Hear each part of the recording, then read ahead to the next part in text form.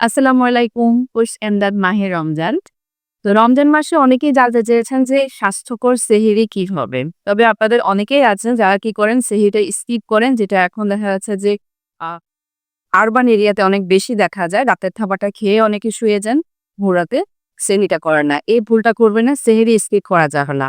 আর অনেকে আছে রাতে খাবার খান, আমরা ইফতার করছি প্রায় কি সন্ধ্যায়, এবার আমাদের ইফতারি টাইমটা হবে সন্ধ্যা ৬টা থেকে ৬:৩০টার মধ্যে। তাহলে প্রায় ধরতে গেলে ১৮-১৯ ঘন্টা আমরা কি না খেয়ে থাকতে হবে। সো এই ভুলটা করবে না, এতে অনেক ধরনের শারীরিক সমস্যা দেখা দিতে পারে। স্বাস্থ্যকর সেহরির মেনু কি হতে পারে?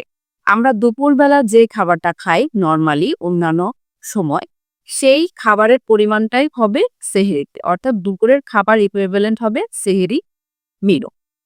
সেখানে আপনি কার্বোহাইড্রেট হিসেবে আপনি লাল চাল রাখতে পারেন, লাল আটা রুটি রাখতে পারেন এবং প্রোটিনেরটা দিকে বেশি গুরুত্ব দিবেন যেন ভালো মানের প্রোটিন থাকে। অর্থাৎ ফার্স্ট ক্লাস প্রোটিনটা যেন অবশ্যই থাকে। সেখানে ডিম হতে পারে, মাছ হতে পারে, মুরগি হতে পারে। তবে গরু, খাসি এ ধরনের গুরুপাক খাবার সেহরিতে না রাখার চেষ্টা করবেন।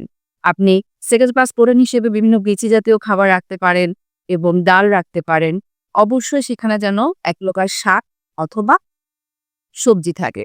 একটু কালারফুল ২ থেকে ৩ রকমের সবজি রাখার চেষ্টা করবেন, যেটা থেকে আমরা কি ভাইটামিন এবং মিনারেলসটা পাবো। এর পাশাপাশি আপনারা ডেইরি প্রোডাক্টও রাখতে পারেন। অনেকেই আছে আমরা সেহরিতে দুধ ভাত খেয়ে থাকি। সেটাও অনেক ভালো, যেহেতু আমরা দুধ অথবা দই যেকোনো একটা রাখতে পারি। এখান থেকে আমরা বেশ ভালো এনার্জি পাবো।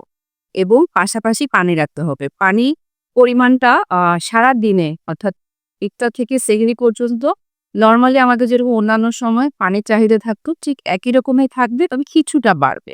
আমরা ১০ থেকে ১২ গ্লাস পানি বা পানীয় রাখার চেষ্টা করব ইফতার থেকে সেহরি পর্যন্ত, এবং সেটাকে ডিস্ট্রিবিউট করব। একসাথে ইফতারে অনেক বেশি খাবো না, একসাথে সেহরিতে অনেক বেশি পানি খাবো না। ঠিক আছে?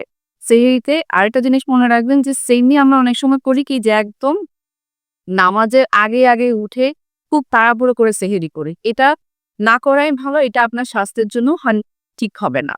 তো সেহরিটা চেষ্টা করবেন যে নামাজ মানে সেহরির শেষ সময়ে অন্তত ১৫ থেকে ২০ মিনিট আগে শেষ করার জন্য, এবং ওই টাইমটাতে একটু হাঁটাচলা করা, পারবান একটু করে পানি খাওয়া, এটা আপনার জন্য স্বাস্থ্যকর হবে।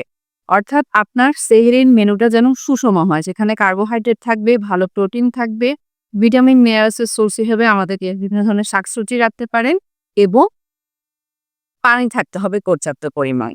এভাবে যদি খান তাহলে হবে কি আমরা সারাদিনে খুব ভালোভাবে রোজা রাখতে পারবো। আরেকটা জিনিস সেহরির সময় খেয়াল রাখবেন, অনেকে আছেন চা কফি খান।